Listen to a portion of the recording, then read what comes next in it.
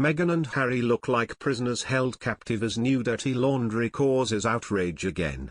Royal expert Darren McGarvey has said that the Duke and Duchess of Sussex's whirlwind romance was fit for a Disney movie, but the reality now looks more like tragedy than fairy tale. He wrote, "Fame is a poisoned chalice." As the Duchess of Sussex, Meghan Markle, has her dirty laundry aired out in public for the umpteenth time, in a legal fight with a Sunday newspaper, you have to wonder, in what rare moments of genuine privacy still available to her, whether she questions her decision to marry into royalty.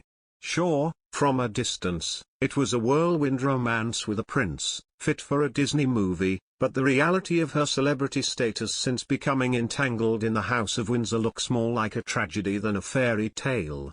Yes, she and her prince have done very well for themselves financially, but often when I see them photographed or interviewed, they appear more like prisoners, held captive by fame. And while I won't win any popularity contests for expressing empathy for such privileged people, there is nonetheless something undeniably sad about them. The dream of fame and the reality are two different things. Have you ever wondered what it would be like to be famous for 15 minutes? How it would make you feel to be loved, and praised and to want for nothing materially? Have you ever daydreamed about being stopped in the street, or asked for autographs and selfies? I suspect you have. It would be nigh impossible for the average person not to ponder such a thing from time to time, given the levels of stress we experience day to day, the need for escape this creates, and how bombarded we are by the highly doctored images of the rich and famous. We shouldn't beat ourselves up for fantasizing about living the high life, or even working to make that dream a reality.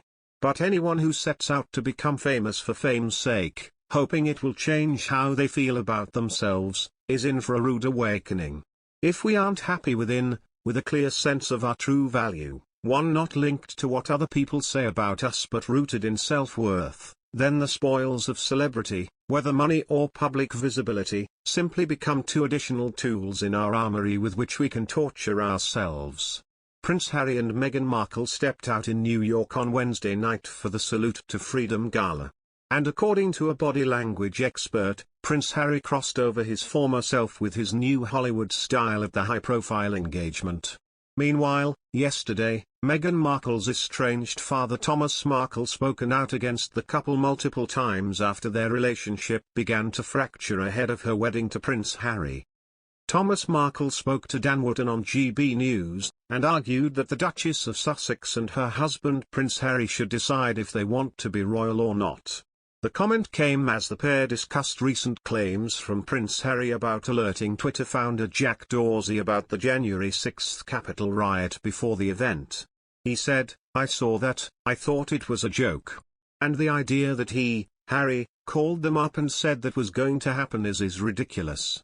The idea that they're both writing letters to the government, first of all, royals aren't supposed to do that. So they have to decide if they're going to be royals or stop being royals." Mr. Wootton added, "Yes, because of course your daughter, Thomas is also communicating with US senators introducing herself as the Duchess of Sussex and campaigning for paid parental leave. What did you make of that?" Mr. Markle claimed, "I think it's ridiculous for her to be doing that. And I'm certainly in favor of the paid parental leave. I think if she's really interested in doing that she should be out, making speeches on her own and going and trying to help families do that." Many have claimed that Meghan cannot use her royal title to lobby politicians as it conflicts with the royal family's traditionally apolitical stance.